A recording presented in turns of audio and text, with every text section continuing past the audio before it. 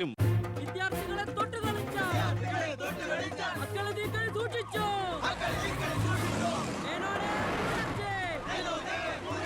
തന്നെ ഞങ്ങൾ എടുത്തോളാം. വിദ്യാർത്ഥികളെ തൊട്ടുകളിച്ച മക്കളെ നീ കൈ സൂക്ഷിച്ചോ. വിദ്യാർത്ഥികളെ തെരുവിലിറക്കി കളിക്കാൻ നോക്കണ്ട. സർ, യൂത്തിൽ ഇങ്ങനെ പ്രതിഷേധയാതെയാണ് നമുക്ക് റൂട്ടൊന്ന് ഡൈവേർട്ട് ചെയ്താൽ. അല്ല, എടോ, മന്ത്രിയെ പ്രൊട്ടക്ട് ചെയ്യാൻ കഴിഞ്ഞില്ലേ പിന്നെ നിങ്ങൾ എന്തിനാ മുന്നിൽ പിന്നെ നടക്കണം? അവരെ പിടിച്ച് മാറ്റോ. ഗ്രൂപ്പ് തർക്കം പരിഹരിക്കാൻ കേന്ദ്ര നിരീക്ഷകൻ എത്തിയ ദിവസം കൊള്ളാം. എല്ലാം നേരിട്ടുണ്ട്, മനസ്സിലാക്കട്ടെ. പ്ലീസ് നിർത്തൂ പ്ലീസ്. ദയവേത് നിങ്ങൾ പിരിഞ്ഞു പോകണം, അല്ലെങ്കിൽ മന്ത്രിയെ പോകാൻ അനുവദിക്കും. രാജിവെച്ചു പുറത്തു പോകും. വണ്ടി ഇവിടെ വരട്ടെ. ആ കടന്നു വരുന്ന ആളത്ര ശരിയല്ല.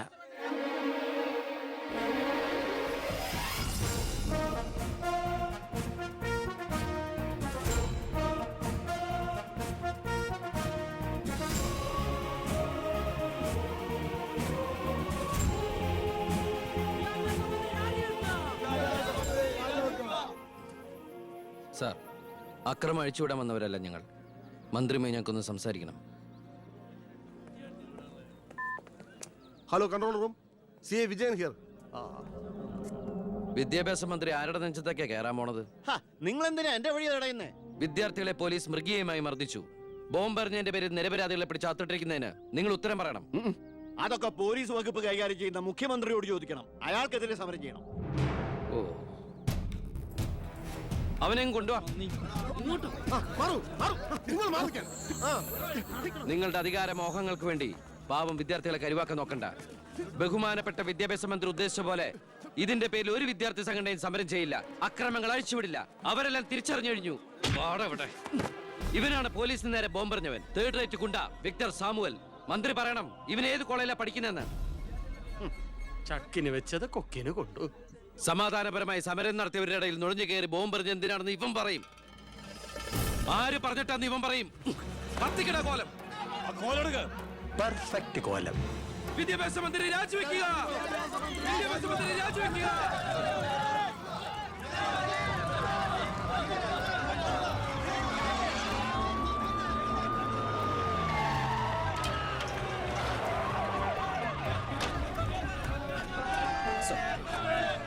എത്ര നേരം ഈ നടുറോട്ടിൽ കിടക്കുന്നത്? അടിച്ചു മാറ്റോ എല്ലാത്തിനും.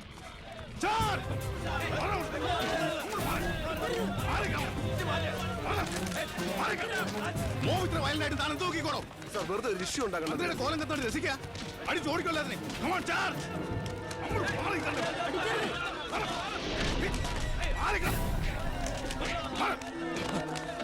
നമുക്ക് നിൽക്കാതെ ഓടി രക്ഷപ്പെടാൻ നോക്കണോ? വേഗം ഓടിപ്പോടോ.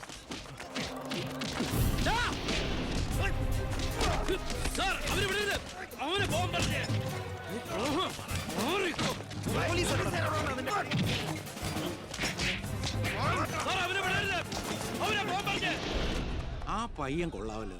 അവനെ നാളെ നമ്മുടെ ഇടയിൽ കണ്ടേക്കാം. നല്ല ഉശിര് അല്ലേ? അത് പിന്നെ കാണാതിരിക്കോ? താൻ അറിയോ അയാളെ? അറിയും. ഞങ്ങൾ തമ്മിലൊരു ചെറിയ ബന്ധമുണ്ട്. എന്തു ബന്ധം? എന്റെ ഒരേ ഒരു മോന. ആറ്റുനോറ്റുണ്ടായ ഒരേ ഒരു ഉണ്ണി. അവന്റെ ചോറ് ഇവിടെയും കൂറ് അവിടെയുമാണ്. അവൻ നിൽക്കുന്നത് മുഖ്യന്റെ ചേരിയില്ല, താമസിക്കുന്ന മേനോൻ സാറിന്റെ വീട്ടിലും. ഇവരുടെ വീടാണ് ഒരു വീട്, കുടുംബം ഒരു കോവിൽ.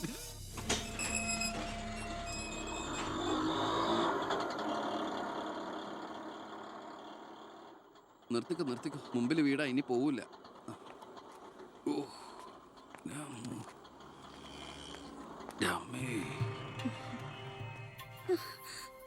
അയ്യോ, ഇതെന്ത് പറ്റിയടാ? അഴിമതി വീരനും കുടില ബുദ്ധിശാലിയുമായ ഒരു മൂരാച്ചി മന്ത്രിക്കെതിരെ ശബ്ദമുയർത്തിയതിനും അങ്ങേരുടെ കോലം കത്തിച്ചതിനും പോലീസ് തന്ന സമ്മാനാണിത്. ഏത് മന്ത്രി? നമ്മുടെ വിദ്യാഭ്യാസ മന്ത്രി ഇല്ലേ മാ? അത് നിന്റെ അച്ഛനല്ലേ? ഞാനത് നിഷേധിക്കുന്നില്ല. കാശ് കൊടുത്ത് ഇടിപ്പിച്ച പോലെ പോയി. എന്നാ ഐഡിയത്? അയ്യോ ഏട്ടാ, ഇത് എന്ത് പറ്റി? ഒന്നുമില്ല മോളെ, ഒന്നും. അയ്യോ, നന്നായിട്ട് കിട്ടിയ ലക്ഷണം ഉണ്ടല്ലോ. വിഷമിക്കണ്ട. ലാത്തിയുടെ ചൂടറിഞ്ഞ തുണക്കുട്ടന്മാർ രാഷ്ട്രീയത്തിലേറെ ശോഭിക്കും. എതിരാളികളെ ലാത്തി കൊണ്ട് അടിച്ചൊതുക്കിയും ചിലർ രാഷ്ട്രീയത്തിൽ വല്ലാതെ ശോഭിക്കുന്നുണ്ട്. പക്ഷെ അതൊന്നും അത്ര ശാശ്വതമല്ല. Every dog has a day. ഞാൻ മകനെയാണ് ഉദ്ദേശിച്ചത്. നീ ഇരിക്കെ, ഞാൻ വിളമ്പാ. ഓ എനിക്ക് വേണ്ടമ്മാ, ഇത് VIP-കളുടെ ടേബിൾ അല്ലേ, ഇവിടെ ഇരുന്ന് കഴിച്ചാൽ അങ്ങോട്ട് ഇറങ്ങില്ല. എനിക്കുള്ള വിഹിതം ഞാൻ അടുക്കള പോയി കഴിച്ചോളാം. ജീവിതകാലം മുഴുവൻ നിനക്ക് അടുക്കളയിൽ കിടന്ന് ഇറങ്ങാനാ യോഗം. ഓ എനിക്കത് മതി. എന്തായാലും ഞാൻ നിങ്ങളുടെ ഗ്രൂപ്പ് ഓഫീസിന്റെ തിന്നാലല്ലോ വന്ന് നിറങ്ങണത്. എന്നെയും എന്റെ ഗ്രൂപ്പിനെയും പരസ്യമായിട്ട് അവമാനിക്കുന്നവനെന്തിനാ ഞാൻ കഷ്ടപ്പെട്ടുണ്ടാക്കണ എന്റെ വീതം കഴിക്കാൻ ഇങ്ങോട്ട് കെട്ടിയെടുക്കണത്? മക്കള് കഴിക്കുന്നതിന്റെ കണക്ക് പറയാ. ഞാൻ പറയൂടി, രാവിലെ ഇറങ്ങുമല്ലോ കഞ്ഞിമുക്കിയ ഡ്രസ് ഇട്ടുണ്ട്, അതിനും വേണം എന്റെ ചക്രം. അതെ, എല്ലാം സർക്കാരിനെ വെട്ടിച്ചുണ്ടാക്കുന്നതല്ലേ. സർക്കാരിന്റെ കാശ് എന്ന് പറയുന്നത് ജനങ്ങളുടെ കാശാ, അതിൽ എനിക്കും അവകാശമുണ്ട്. നീ അടുക്കളയിലേക്ക് പോയി ഭക്ഷണം കഴിക്കും. ഉപദേശിക്കുകയാണെന്ന് കരുതരുത്. ജീവിതത്തിന് ഒരു ലക്ഷ്യമൊക്കെ ഉണ്ടാവും. എന്നിട്ട് ആ ലക്ഷ്യത്തിന് വേണ്ടി പരിശ്രമിക്കണം. Get me? നല്ല ഉപദേശം. ഇരിക്കുന്ന ആളോട് ചെന്ന് പറയും. പോത്തിനോടാണോ വേദം ഓതുന്നത്? ഞാൻ ഇത് ഉദ്ദേശിച്ചത് മകനെയാ. അച്ഛനെ ഉദ്ദേശിച്ചാലും വലിയ കുഴപ്പമൊന്നുമില്ല. ഇവനെ ഇന്ന് ഞാൻ നിങ്ങളൊന്നും മിണ്ടാതിരിക്കെ. അച്ഛൻ അവന് വഴക്ക് പറയുന്നതിൽ എന്താ തെറ്റ്?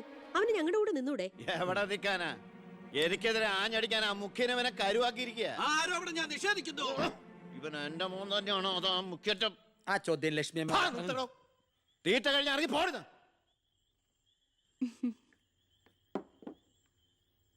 നിനക്ക് അവിടെ പോയിരുന്ന അവരോട് കഴിച്ചാൽ എന്താ? എനിക്ക് അവരോട് ഇരുന്ന് ശരിയാവില്ല ഏട്ടാ. അവരൊക്കെ വലിയ വലിയ കാര്യങ്ങളെ പറയണേ, എനിക്കതൊന്നും മനസ്സിലാവില്ല.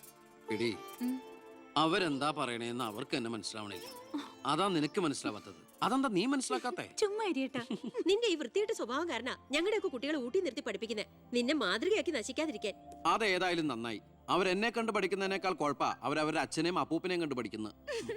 ഓ, ഈനാമ്പച്ചിക്ക് മരപ്പെട്ടി കൂട്ട്. ഏയ്, എന്റെ മൂത്തളീനെ മരപ്പെട്ടി വിളിച്ചാണ്ടല്ലോ. ഓ, തുടങ്ങിയ പിന്നെ തമ്മി കണ്ട കീരിയും പാമ്പോ. നിനക്കിത് എന്തിന്റെ കേടാടാ? എപ്പോ നോക്കിയാലും കൂടപ്പറപ്പുകളുമായിട്ട്. അത് പോട്ടെ, അച്ഛനെതിരെ നീ. അമ്മേ, ഞാൻ അച്ഛനെതിരല്ല. അച്ഛന്റെ നയങ്ങളോടാണ് എതിർപ്പ്. അച്ഛന്റെ രാഷ്ട്രീയ നേട്ടങ്ങൾക്ക് വേണ്ടി അച്ഛൻ കാട്ടിക്കൂട്ടുന്ന നെറുകേടുകൾക്കെതിരെ ഞാൻ അറിയാതെ ചോദിച്ചു പോവുകയാണ്. ചോദിച്ചു പോണ്ട, അവിടെ ഇരുന്ന് കഴിക്കേ. പറഞ്ഞ പോലെ കഴിച്ചിട്ട് പോവാം. എടാ, നിന്റെ അച്ഛൻ എത്ര നെറുകേട് കാണിച്ചാലും അങ്ങേര് കഷ്ടപ്പെട്ടുണ്ടാക്കണതല്ലേ നീ ഇപ്പൊ കഴിക്കണത്? അത് മാത്രം പറയരുത് അമ്മേ. അമ്മേ, ഞാൻ കഴിക്കണത് അമ്മയ്ക്കുള്ള കഞ്ഞിയുടെ ഒരു വിഹിതമാണ്. എനിക്കൊരു നല്ല കാലം വരുമ്പോ ഞാൻ ഈ കഞ്ഞി മുഴുവൻ അമ്മയ്ക്ക് ചോറായിട്ട് തിരിച്ചു തരും. അതുവരെ എന്റെ വയറിനൊരു ലോൺ. എനിക്കും എന്റെ ജീവൻ നിലനിർത്തണ്ടേ അമ്മേ?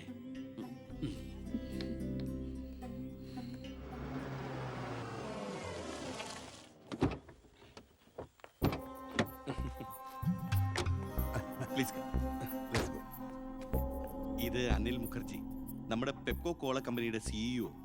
ഈവനിങ് ഫ്ലൈറ്റിന് ഡൽഹിയിൽ നിന്ന് വന്നതേ ഉള്ളൂ. അത് ശരി. This is my co brother collector Gopinath. Hello, how are you? Fine. ഞാൻ പറഞ്ഞിരുന്നില്ല അച്ഛാ, ഇവരൊരു പുതിയ പ്ലാന്റ് കൂടി ഓപ്പൺ ചെയ്യുന്ന വിവരം. അയ്യോ, അത് ഉടനെ വേണോടാ. ഇപ്പൊ തന്നെ കോട്ടപ്പുറത്ത് കുടിവെള്ളമില്ലെന്നും പറഞ്ഞ് ജനങ്ങൾ മുറവിളി കൂട്ടുക. ഇനിയിപ്പോ 50 കിലോമീറ്റർ ചുറ്റളവിൽ ഭൂഗർഭജലം വലിച്ചെടുക്കുന്ന പുതിയ പ്ലാന്റ് കൂടി തുറന്നാൽ ജനവിളകും. ഹേ, അതൊക്കെ ആരറിയാൻ പോകുന്ന വെച്ചാ? കുടിവെള്ള ക്ഷാമത്തിന് സർക്കാർ ചെലവില് നമ്മൾ ടാങ്കറിൽ വെള്ളം അടിക്കും. എന്നാലും അല്ല അച്ഛാ, പെർമിഷൻ കൊടുക്കാന്ന് പറഞ്ഞൊരു 2 കോടി രൂപ ഞാൻ ഇവരുടെ കയ്യിൽ നിന്ന് വാങ്ങിയിരുന്നു. ചെറാക്കുളം ഫൈനാൻസേഴ്സിന്റെ കാസർഗോഡ് ശാഖ തുടങ്ങിയത് ആ പണം കൊണ്ട്. അച്ഛന് താല്പര്യമില്ലെങ്കിൽ ഞാൻ ആ പണം പിൻവലിച്ച് തിരിച്ചു കൊടുത്തേക്കാം. അത് വേണ്ട. പിന്നെ ആ വ്യവസായ മന്ത്രി ദിവാകരന് ഒരു തുക കൊടുക്കേണ്ടി വരുമെന്ന് പറഞ്ഞേക്ക്. കൺഫേം. Thank you. എല്ലാം കേട്ടു, ഒന്നും നടക്കില്ല. കുച്ച് നഹീ, കം ഓൺ. Good night.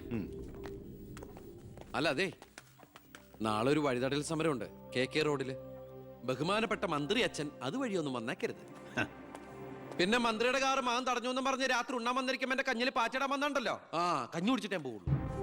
കേന്ദ്ര സർക്കാരിനെ എതിർക്കാൻ വേണ്ടി മാത്രം പെട്രോൾ വില വർധനയ്ക്കെതിരെ സമരം ചെയ്യുന്ന മറ്റ് സംഘടനകളും ഒന്ന് ഓർക്കണം. അവരുടെ സർക്കാർ ഭരിച്ചിരുന്നപ്പോഴും ഇവിടെ അടിക്കടി വില വർദ്ധിപ്പിച്ചിട്ടുണ്ടെന്ന് എന്ന് കരുതി കേന്ദ്ര സർക്കാരിനെ ന്യായീകരിക്കുകയല്ല ഞാൻ. നമുക്കെല്ലാവർക്കും അറിയാം, പെട്രോളിന് വില കൂടുമ്പോൾ ഇവിടെ ഉപ്പ് തൊട്ട് കർപ്പൂരം വരെയുള്ള സാധനങ്ങൾക്ക് അമിതമായ വില കൂടുമെന്ന്. ഓട്ടോ ചാർജ് വർധന, ബസ് ചാർജ് വർധന, ഇതൊന്നും ഇവിടുത്തെ സാധാരണ ജനങ്ങൾക്ക് താങ്ങാൻ കഴിയില്ല. എന്നും സാധാരണക്കാർക്ക് വേണ്ടി നിലകൊള്ളുന്നവരാണ് നമ്മൾ. ഭരണകക്ഷിയായാലും നമ്മൾ ഇത് ഇപ്പോഴൊന്നും തീരുന്ന ലക്ഷണമില്ല. ഇപ്പൊ തന്നെ ലേറ്റാ. ഇന്ന് പരീക്ഷാ ദിവസമായിട്ട് ടീച്ചറെ ഒന്ന് പറഞ്ഞു നോക്കിയാലോ? ഞാൻ പറയാം. 947 നമ്മുടെ മഹാത്മജി നമുക്ക് വാങ്ങി തന്ന സ്വാതന്ത്ര്യം നീണ്ട സമരങ്ങളിലൂടെയാണ്. വാഹനങ്ങൾ കടത്തിവിടണം. ഇതൊരു പബ്ലിക് റോഡല്ലേ? ഇതൊരു പബ്ലിക് മാറ്ററാ. പബ്ലിക്കും കൂടി സഹകരിക്കേണ്ട വിഷയം. പബ്ലിക്കിനെ ബുദ്ധിമുട്ടിച്ചിട്ടാവരുത് വഴിയോര പ്രസംഗം. ഇങ്ങനെ നടുറോട്ടിൽ വെച്ചിട്ടാണോ പബ്ലിക് മീറ്റിംഗ് നടത്തുക? പബ്ലിക്കിന് വേണ്ടിയിട്ടാണ് മാഡം പബ്ലിക്കായ കാര്യങ്ങൾ പബ്ലിക്കായി പറയുന്നത്. ഡോ, ഇത് പബ്ലിക്കിന്റെ മുന്നിൽ വെച്ച് പബ്ലിസിറ്റിക്ക് വേണ്ടി ഉണ്ടാക്കുന്ന പബ്ലിക് ന്യൂസൻസ് ആണെന്ന് പബ്ലിക്കിന് മൊത്തം അറിയാം. ഏതാ ഈ പബ്ലിക്? ചുമ്മാ ഒരു കാര്യമില്ലാതെ ഒരു ഉടക്ക്. ഒരു കാര്യമില്ലാണ്ട് ഉടക്കാൻ പെങ്ങളെന്താ പ്രതിപക്ഷ നേതാവിന്റെ മോളാണോ? എന്താ പെങ്ങളുടെ പ്രശ്നം? നിങ്ങൾക്ക് ഇതുപോലെ ഓഡിറ്റോറിയത്തിൽ വെച്ച് നടത്തിയാൽ എന്താ? എഴുതി വെച്ചിരിക്കണ കണ്ടില്ലേ? വഴിതടയൽ സമരം ഒന്ന്. വഴിതടയൽ സമരം എങ്ങനെ ഓഡിറ്റോറിയത്തിൽ വെച്ച് നടത്തണത്? എന്റെ കുട്ടികൾക്ക് ഇത് പരീക്ഷയാണ്. എന്നിട്ട് കുട്ടികളെ ബസ്സില് ഓ എന്റെ ഈശ്വര, ഒരു വണ്ടി നിറയെ കുട്ടികളോ? അല്ല അപ്പൊ കുട്ടികളുടെ അച്ഛൻ എന്താ പണി? ഇതൊക്കെ തന്നെയായിരിക്കും. അല്ലാതെന്താ? ചുമ്മാരിടാ. നാം ഒന്ന് നമുക്കൊന്നെന്ന് ഗവൺമെന്റ് പരസ്യം ചെയ്യുന്ന ഈ കേരള സംസ്ഥാനത്ത് ഒരു വണ്ടി നിറയെ കുട്ടികളുമായി വന്നിരിക്കുന്ന ഒരമ്മ നമുക്കിത് വാർത്തയാക്കണം. ഡോ, അതെന്റെ സ്കൂളിലെ കുട്ടികളാ. അശ്വ, അത് ഞാൻ അറിഞ്ഞില്ലാട്ടാ. കൊച്ചുകുട്ടികളുടെ ഭാവി തകർത്തിട്ടാവരുത് നാട് നന്നാക്കല്. പെങ്ങൾ ഇപ്പൊ പറഞ്ഞത് ന്യായം. ഇന്നത്തെ കുട്ടികളാണ് നാളത്തെ പൗരന്മാർ. അവരാണ് ഇന്ത്യയെ നയിക്കേണ്ടവർ. ആ പൗരന്മാർക്ക് വേണ്ടി ആ വണ്ടി ഒന്നായിട്ട് കടത്തി വിടറാ. അങ്ങോട്ട് ചെല്ലു ചെല്ലു. പെങ്ങൾ അങ്ങോട്ട് പൊക്കോളൂ പൊക്കോളൂ. അപ്പോൾ ഞാൻ പറഞ്ഞു നിർത്തിയ ഇതുപോലുള്ള സമരങ്ങൾക്ക് ജനപിന്തുണയുണ്ടാകണം. ഒറ്റക്കെട്ടായിട്ട് നിന്ന് പോരാടണം. പ്രിയപ്പെട്ട നാട്ടുകാരെ, ഞാൻ പറയുകയാണ്, ഞാൻ ചോദിച്ചു പോവുകയാണ്. പ്രിയപ്പെട്ട നാട്ടുകാരെ, ഞാൻ പറയുകയാണ്, ശ്രീമതി ഇന്ദിരാഗാന്ധി ഇവിടത്തെ പ്രധാനമന്ത്രിയായിരുന്നപ്പോൾ ഇവിടെ എന്തിന്റെ കുറവുണ്ടായിരുന്നു? ഞാൻ ചോദിക്കുകയാണ്. എന്താടി? അയ്യോ, ഇത് പിടിച്ച്. അതെ, നിങ്ങളെല്ലാരും ഇവിടെ ഇരി, ഞാനിപ്പോ വരാം. പിന്നെ കയറിക്കോ.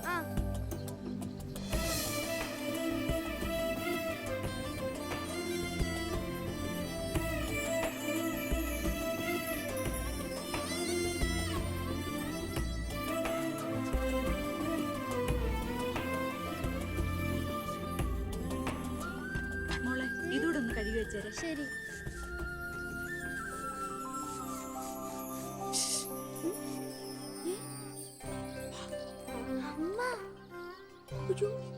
ഇനി മോള് പോയി പഠിച്ചോളൂ, അമ്മ കഴിക്കോളാം. ശരി. എന്താ? ഇതേ ആരും കാണാതെ വേണം വായിക്കാൻ. ആളാകെ 1.5 ചാണയുള്ളൂ. ഇപ്പോഴേ വളഞ്ഞ കാന്താരിയ. അതുകൊണ്ടല്ലേ അവൻ കൊടുത്ത കത്ത് മേടിച്ച്. ദേവകമേ, കുട്ടികളായതുകൊണ്ട് ഞാൻ ക്ഷമിച്ചു. ഇനി വളരുമ്പോഴും അവര് ബന്ധം തുറന്നാ കുഴപ്പാ. നമ്മളായിട്ട് അതിന് സാഹചര്യം ഉണ്ടാക്കണ്ട. അതുകൊണ്ട് ദേവകമ്മ കൊടുത്ത് പൊക്കോളൂ. ലക്ഷ്മി ഒന്നും പറയണ്ട.